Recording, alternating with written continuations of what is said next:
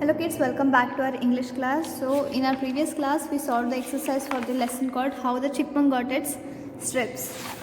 So today we are moving to new exercise, that is, see here, learn and write descriptive essays. Remember these points.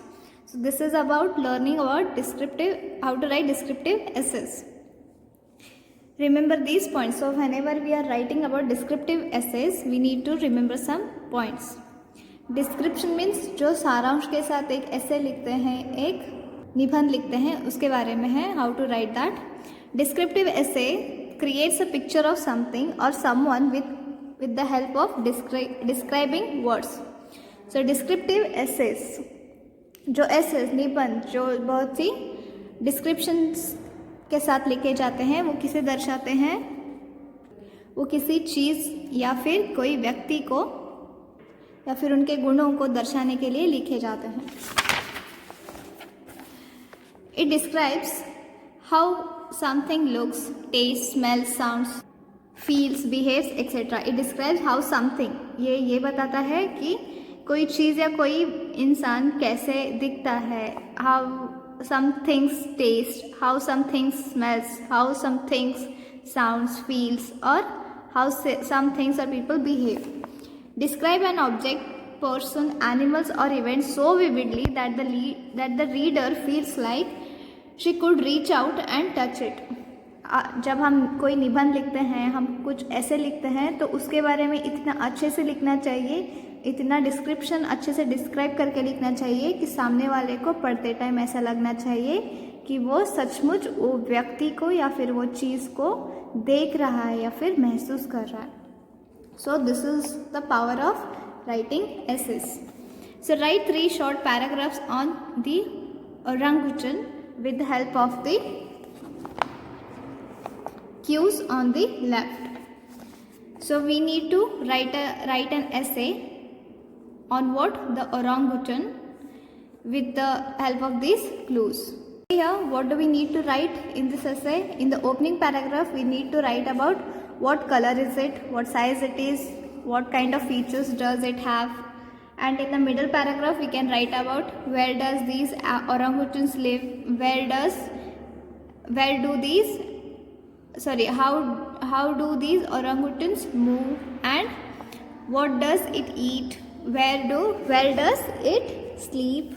And in the third paragraph, in closing paragraph, we need to describe its behavior and survival, like how does it survive and what is its social setup and etc. So I have written an essay, I'll show you.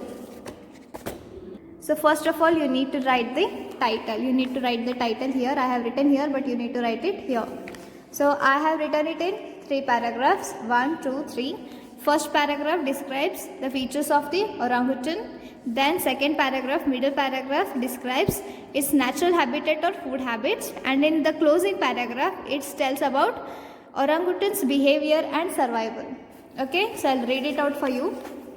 Orangutans have a large bulky body, a thick neck, very long arms and no tail.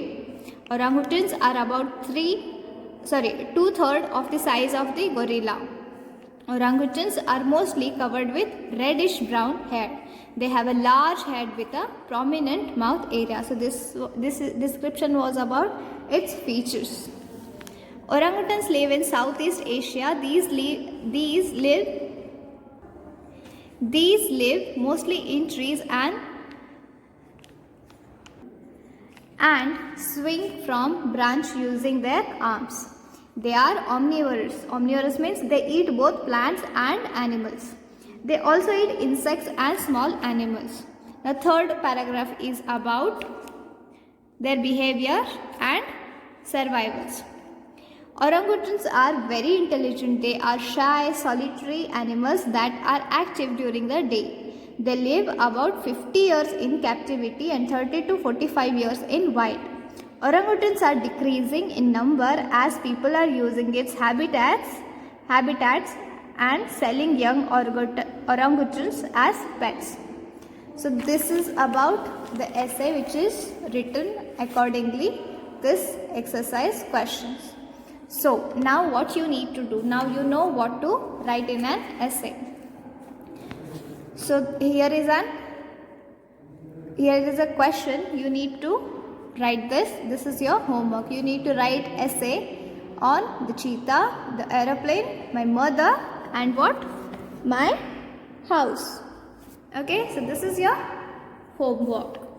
I'll mark it here. So moving on to the grammar part. Now we have adjectives. Now let's read and learn. See here, an adjective of quality answers the question what kind. So we can say there are three kinds of adjectives: adjective of quality, adjectives of quantity, and adjectives of number. And the adjective of quality answers the question what kind of a flower it is, what kind of a man he is. An adjective of quantity answers the question how much that cost, how much it is. An adjective of number answers the questions like how many people were there, how many umbrellas you have, and in what order. An adjective used with an uncountable noun is an adjective of quantity. Example: some, few, rare, many, and little. This we use with the uncountable nouns that we cannot count. An adjective used with countable noun is an adjective of number. So we have an exercise here. See here, in the following sentences, find the adjectives that answer the following questions: what kind, how much, how many, in what order. Complete the table. Now we need to read these sentences, we need to find the adjectives, and then we have three tables here. We have three columns. First one is adjective of quality, adjective of quantity, second one, and then the third one is adjective of number. We need to find out the adjectives first, and then we need to write these adjectives in their respective columns. Okay. Rajdhani Express is comfortable train. What kind of a train? Comfortable train. Comfortable, adjective of quality. Pashan was 10th on the waiting list. Pashan was the 10th on the waiting list. 10th comes in number, adjective of number. We have to travel for 11 hours to reach Delhi. How many hours? 11. Then we saw the pleasant countryside on our way to Mohali. What kind of a countryside? Pleasant comes in quality. There is a sufficient food for everyone. How much? Sufficient comes in quantity. Delhi to Bangalore is long journey. What kind of a journey? Sorry. How long is the journey? Long journey. How much distance is there? It's just a long journey. So long comes in quantity. White tigers are rare animals. Rare comes in quantity, as we have seen here. Now, we can compare people, animal, places, and things using adjectives of quality. So see here, this is very important. The red pencil is long. This is red pencil. Suppose we have three pencils here. Forget about these two pencils. Just forget about these two pencils. Now we have only one pencil. So we are talking about only one pencil here. So what kind of a pencil it is? It is a red pencil. And what is its quality? It is a long pencil. The red pencil is long. The red pencil is long. We are not comparing it with any other pencil. It is just one pencil lying out there. So it is long. The red pencil is long. Suppose we have two pencils now. Red one and then the blue one. Now the sentence is the blue pencil is longer than the red pencil. The blue pencil is longer than the red pencil. Red pencil is smaller than the blue pencil. So now we are comparing two things. And when we compare two things, we say longer. When it is only one, we say long. When we have two things, we say longer, and then we use than. Blue pencil is longer than the red pencil. Red pencil is smaller than the red pencil. So when we are comparing two things, we say longer, comparative.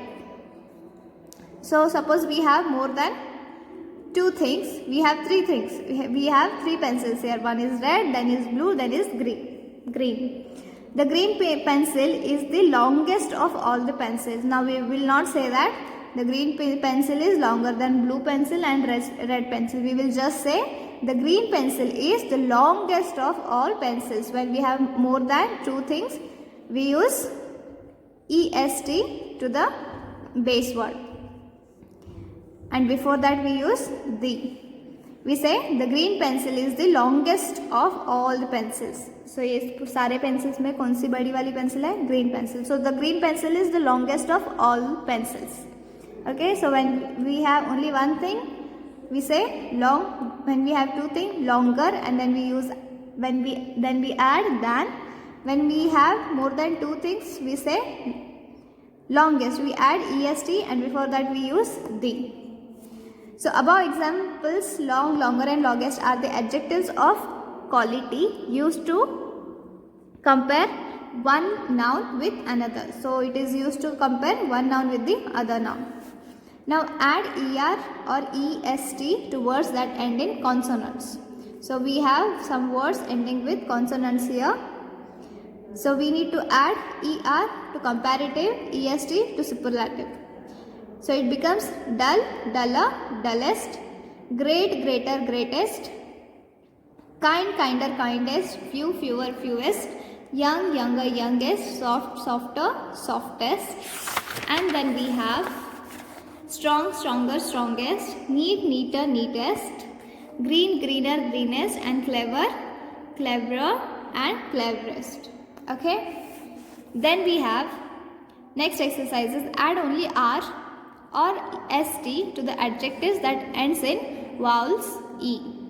So whatever words end with vowel E, we need to add R for comparative and then ST to superlative. So we have large, larger, largest, pure, purer, purest, wise, wiser, wisest, nice, nicer, nicest, cute, cuter, cutest, simple, simpler, simplest, noble, nobler, noblest, loser, loosest, brave, braver, bravest, and then we have able, abler, and then we have ablest. Okay. Then the next exercise is fill in the blanks with the correct adjectives from the brackets.